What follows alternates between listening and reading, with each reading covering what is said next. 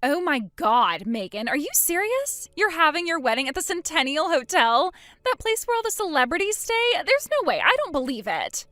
Hello to you too, Katrina. Looks like Mom went and spilled the beans to you, huh?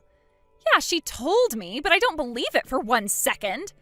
And why is that, dare I ask?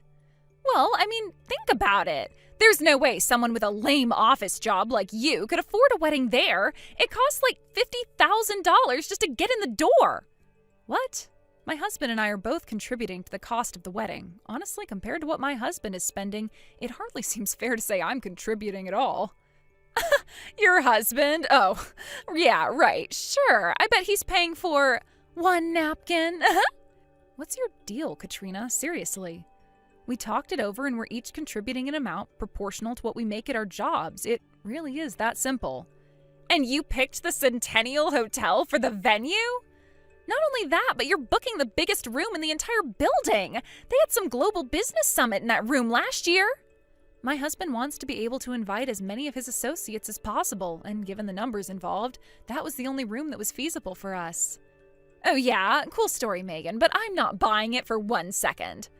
I'm not selling anything, though. What makes you think I'm lying? Do you have to ask me? For crying out loud, Megan, you know exactly why I know you're lying. I can see right through your little game. You and I both know that you're jealous that my husband makes enough money to rent a high-rise apartment downtown. You're only planning this insane wedding because you're going to try and make me pay for it. Wait, what? I don't need a single penny from you. My husband and I can pay the full cost of the wedding we planned with no problem whatsoever. Do you really think I believe that? It is really, really bizarre that you think we're so hard up for money, but rest assured, we're not. We're doing just fine for ourselves, Katrina. Okay, you're really committed to this story, but let me make one thing clear. My husband is sitting next to me, and he wants me to tell you something. We will never, ever loan you any money for the wedding or anything else, so don't bother asking. Get it? So save yourselves and us a lot of shame and just give up already. You are something else, Megan. Yeah, I know. Like, that's exactly why I'm making this so clear to you. I'm not like you. I'm not some poor loser who has to beg for their sister's rich husband for money to pay for their own wedding. I don't really care if you believe me or not. We're not going to ask you for anything, so just leave me and my husband alone. Goodbye.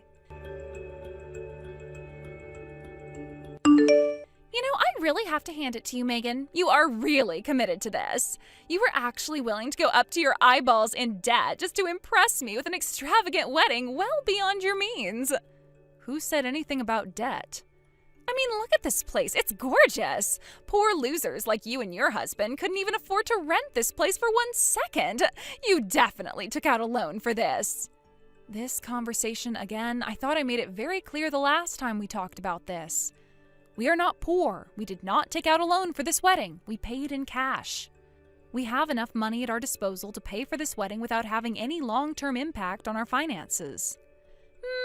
Nah, you're lying. Everything I know about you says you could never afford a wedding like this. So, what, did you put up as collateral for the loan? Your kidneys? Once again, we did not take out a loan. And just for the record, if you even think about saying anything stupid about us being poor or taking on debt for this wedding, sister or not, I'm gonna have words with you. Oh, don't worry about me, sister dearest. I won't do any such thing. Good. I'll be keeping my eyes on you, though. I won't have the opportunity to talk to any of your guests because I'm not going. What? You're just gonna divorce him in 2 months anyway, once you get tired of being married to a deadbeat loser like him. So me coming to your wedding would just be a massive waste of my time. My God in heaven, Katrina, we're not poor. You know what? I don't have time to deal with you right now. I suppose this means that I can mark both you and your husband as not attending, right? Yep. My husband doesn't want to waste his time either. Just last night he said, what's the point of even going further in debt to hide the fact that you're broke? It's so humiliating being related to someone like you. Uh-huh. So yeah, I'll mark you both as not attending then. I'll have to call the caterer to cancel your meals. Uh-oh, 2 meals? Oh, that must be like 2 months' salary for you two. Well, while you two are enjoying the last decent food you'll ever eat, my husband and I are going to invite a bunch of his friends over to our high-rise apartment and have a real party. To think that you're too poor to experience high society like this, I almost feel bad for you. Oh, and one more thing. We'll be sending a formal written notification in the near future, but my husband has a message for you. Your husband? What does he want with me? Is he gonna send me a sternly worded letter begging me to stop making fun of him for being a complete loser? You're living in room 905, right? You're 3 months behind on rent? Huh? As per the rental agreement, if a leasee becomes 4 months or more behind on rent, the lessor has the right to unilaterally terminate the lease, which is exactly what we're planning to do. So I recommend you pay your rent as quickly as possible. Wait, what?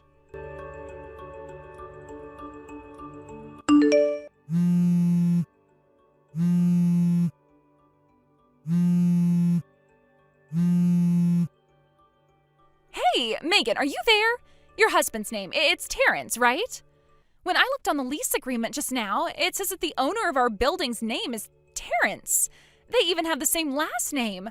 Is your husband the owner of our apartment building? Or is it just some crazy coincidence and the guy just has the same first and last name? I thought your husband worked odd jobs. There's no way he has enough money to own an entire apartment building, right?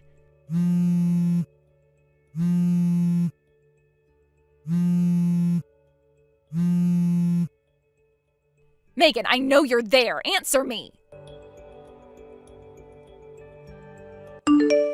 You know, somehow I knew that you'd end up storming into our reception dinner. What do you expect me to do? We're about to get kicked out of our sweet apartment.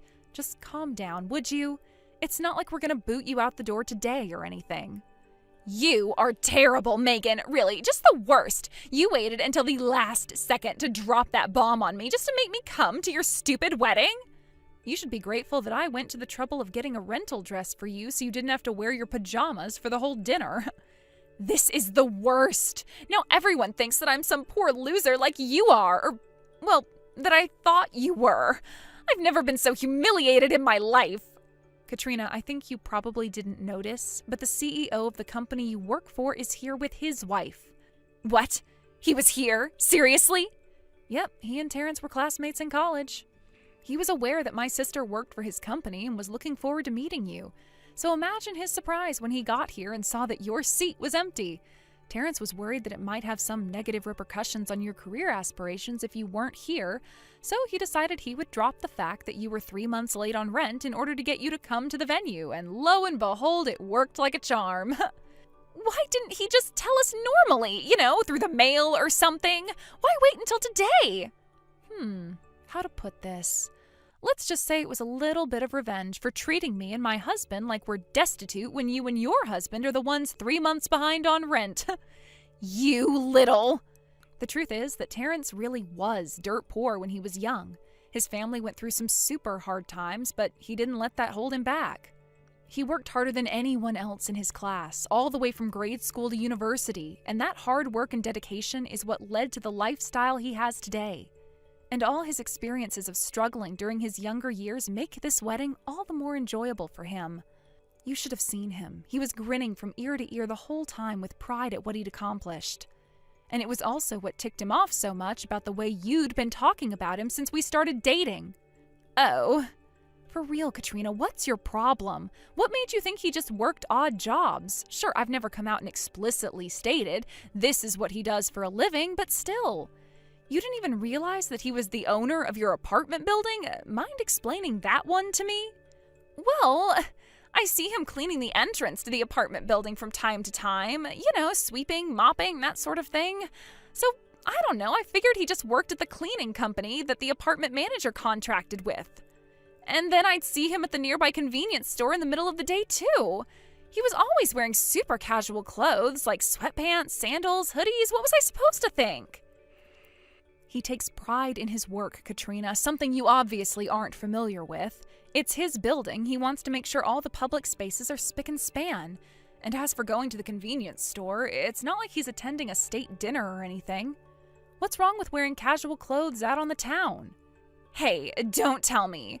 The owner's room on the top floor. Is that His apartment? Is that where you're gonna live from now on? Yep. Seriously? I don't believe this. You really didn't know? How was I supposed to know? Didn't you see the return address on the wedding invitations we sent out? No one looks at the return address. I suppose we do have an exclusive elevator, so it's pretty likely that we wouldn't meet when coming and going. And since we work different hours, we'd obviously never meet on the way out the door in the morning or in the evening. But still, really? Kinda insane that you never noticed. It's not fair. It's not fair! Why do you get the sweet life? I quit my job. What? Why? Because it sucked, that's why. Ever since I found out that the CEO is friends with my brother-in-law, it felt like I was being watched all day. It felt super creepy, and I just started hating it there. Is that really why you quit? Well, that and the fact that my husband makes a ton of money. We can survive on just one income, so I thought I'd try my hand at doing the whole homemaker thing for a while. Ah, I see. I submitted my resignation yesterday, and once I use up all of my days of paid leave, I'm officially done for good. Being a housewife is going to be so much fun. I think I might call a door-to-door nail artist to give me a manicure. If you've got money to get your nails done, how's about you pay your rent? You know, the rent that you're 3 months late on? Oh, that? That's not my responsibility. Talk to my husband about the rent. He's the one whose name is on the lease, so... I think he just made a mistake when he filled out the automatic payment thingy with the bank. I bet that'll get taken care of in no time. Yeah? Well, for your sake, I hope you're right. My husband got fired! Uh-oh. Yeah, it all happened like 6 months ago. Did you hear why he got fired? Yeah, apparently he made a mistake that cost the company a contract worth millions of dollars. And the company was apparently making a huge bet on getting that contract, so a bunch of investment went completely to waste. I guess it wasn't the kind of goof that can be punished with just a transfer or docking his pay. And that's the reason why we haven't been paying the rent for the last few months. When I checked our bank account balance, it was practically empty. All our savings are gone. Oh, so that's what happened. Well, that makes our decision on what to do next much easier. We'll begin the process of terminating your lease immediately. Oh no! You'll receive a formal notice in the mail within the next few days. Also, as per the terms of the contract, the 3 months' rent you owe will be billed to your co-signer in the event you're unable to pay, so I suggest you contact them as soon as possible to let them know. No! You can't do that! Why do you think I texted you just now? I need your help, Megan! Sorry, Katrina. But this isn't personal, it's just business. Sister or not, as the owners of the apartment building, we have no choice but to take actions that are in the financial interest of the business. Please! We can't have the word getting out to our other tenants and potential new ones that we're lenient on late rent payments, so no, you won't be getting any special treatment. Terrence personally told me that. He did? This is the worst. My high-rise apartment, it's gone. Now I'm gonna have to live somewhere poor people live, like a regular apartment. Seeing as you're both unemployed now, even that might be a bit too optimistic. But my husband is working really hard to find a new job, and he's even doing some short-term jobs here and there for some extra cash. So, your husband is broke and working odd jobs, eh? Hey, just what is that supposed to mean? Oh, nothing, Katrina. Nothing at all. You're just a... Oh, why is this happening to me? Soon afterward, Katrina went groveling to the company she had just resigned from and begged them to take her back. However, she never was an employee in good standing, so they promptly turned her down. Her husband did get some money in severance from the company that fired him, but that was all used up already, and her final paycheck from her company was garnished to pay their late rent. Terrence worked swiftly to have them evicted from the apartment. As for where the newly homeless and newly unemployed couple moved to next, it seems that they moved into the employee housing for a company they were referred to by their co-signers, her husband's parents. The day they were evicted, a black-paneled van was waiting for them out in front of the building. They were encouraged to get on by several large men that got out of the van, and the van swiftly drove off toward the outskirts of town. My understanding is this company has a very successful employee training program, so hopefully the two of them will be whipped back into shape while they slowly chip away at the debt they now owe. Thank you for watching. Please subscribe and hit the like button. See you next time.